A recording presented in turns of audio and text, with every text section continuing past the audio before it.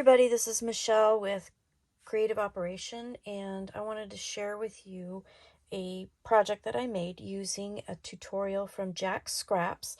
This is her Cascade flip album, and I just wanted to share it with you. I think it turned out really beautiful. She used a Simple Stories paper collection, and I had one from last year, so it's not exactly done the way she did it. I had to alter the pages a little bit, and if you watch her tutorial, which I have linked below, you'll see what I'm talking about doing the pages. But I just wanted to share with you what I did with it, and I really love how it turned out. So it's a disc bound album, and it flips from the top.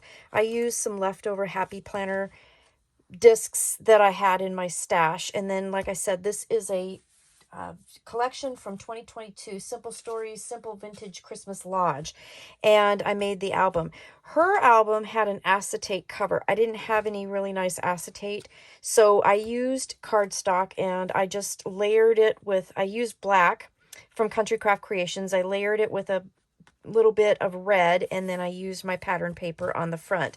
I had these great die cuts, or chipboard pieces in the collection that I had. So I took one and I cut the top off just so that I could punch the holes in. You will need to have the We Are Memory Keepers disc punch to make it like this, but as she describes in her tutorial, you could use binder rings here and then just punch holes, or you could use, the coil system like a Bind It All or a cinch, something like that. So the front cover looks like this. The back cover looks like this. I did wrap some seam binding that I had from Country Craft Creations on the back, and then used one of the die cuts in the collection to hold that in place. So I had chipboard stickers, so I used this down here in the bottom, and then on the back of this one I layered some pattern paper and some die cuts on the top and just made a pretty little piece there. So the front cover, it opens up. And on this one, because I did do the cover with cardstock, I was able to go ahead and put photo mats here. So these will hold 3x4 pictures. I used some die cuts here for that. And then as we go through the album, I'll show you kind of what I did. Let's see, this was a piece of pattern paper that was left over, and then I used some 4x4 cut aparts to just make an extra little page. And then in her tutorial, she shows you how she uses the die cut frames to put on her pages. And then I put a photo mat under here like she did. Now mine are a little bit differently done because of not having the same collection that she had, but she has links to cut files that you can get. You can get the patterns and the cut files to make those if you're using the collection that she had. So that's really cool. So on the front of every page, there's one of these. She did 5 pages, I did 6 pages, just because I had, the stuff.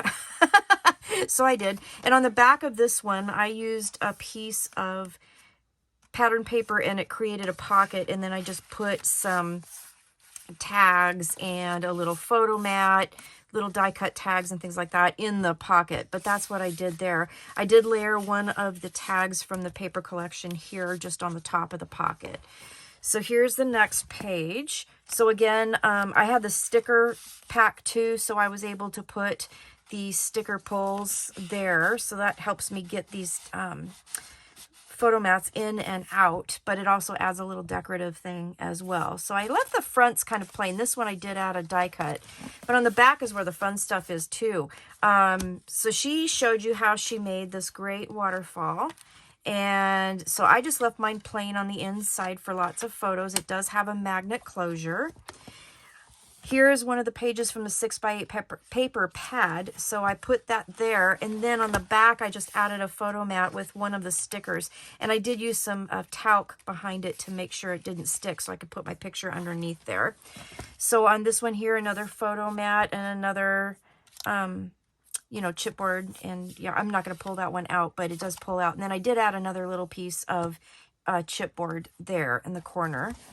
On the back of this one, she shows you how to create this really cool flip, and it's glued on 3 sides so that you could put a pocket behind, which I did. It has a magnet closure. I added a chipboard here, and then in the pocket I used one of the die cuts for the cut aparts, and then I used a 4 by 6 cut apart here, and then I backed it on red cardstock that I had left over from constructing this album, and I just put that in there. In this one here, she did use some little die cut pieces to create a pocket, so I used this one here, and then I put in a couple little tiny tags, and I do need to go back and put some twine or something in those. I just haven't done that part yet, but I'm going to do that. And then here's the other frame. This one here I did on the side, and as you pull them out, they're going to get a little bit easier, but once you put a picture in there, I don't think you're going to want to pull them out too much, you know. But they're there and ready for me to put a photo on, so that's good. On this one here, I took a piece of the pattern paper and I fussy cut out the Santa Claus and the papers and just glued on 3 sides to make a pocket, added a chipboard piece here, and then I put some of the 4x6 cut aparts behind there. It's a nice little tuck spot. Here was one of the list journaling cards that comes with the collection. So I put it on the red cardstock. I added a chipboard piece, punched the holes, and then I used pattern paper pieces here, put a photo mat here, and then used one of the die cut chipboard pieces here. Here's another piece that was a 4x4 cut apart. I cut it down a little bit. I added glue on 3 sides, and then again created a place to put like a photo mat and a tag and a little cut apart there. So that makes a cute little pocket.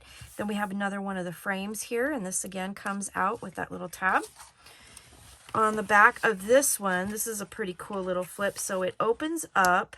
I added just one of the die cuts there. It opens up. There's a magnet closure for this. And then on this one, on this page, I added the moose here, and I just glued it on the 2 sides to make a tuck pocket, and I added these journaling cards here and tuck those back there, and you have plenty of room to put a photo up here.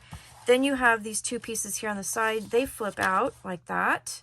So photo mats behind there. Okay, so both of them do that.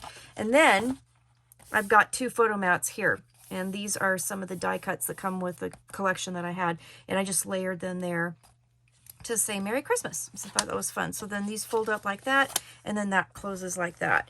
So this last page, I had 6 of these frames, so I went ahead and used that 6th one, and then I added another photo mat here, and then layered the tree with all the trimmings here, and made another photo opportunity for that. On the back of this one, because this was my creation, as she did not do 6 pages, she did 5. I made this page. Now this is just a piece of 6x12. I scored it at 3 and 9 and just, you know, folded it over to make a gatefold. And then I used a piece of the pattern paper and I just cut it appropriately. Then added a photo mat, added this little ticket there, and left the rest because I just loved the paper collection. So I thought that was a really nice thing to do. And then it just closes up. I did put the seam binding around on the back, you know, before I glued it down. And that just ties shut like so. And then on my back cover, so again, I used the cardstock here. I just added one of the giant die cuts here and then put a photo mat up here. And I just made sure I didn't glue it behind there so you could tuck your picture behind. Then on the back of the album, again, it closes up like that.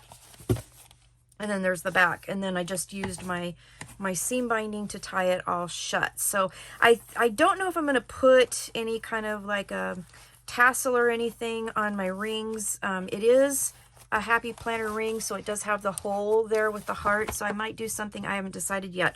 But this is basically my completed album using the tutorial from Jacqs Scraps called the Cascade Flip Album, and it's a really cool idea, and I think she did a great job with it. So please go check her out, give her some love, and make one for yourself. So I will see you later with more shares and tutorials. Thanks for watching, and have a great crafty day. Bye-bye.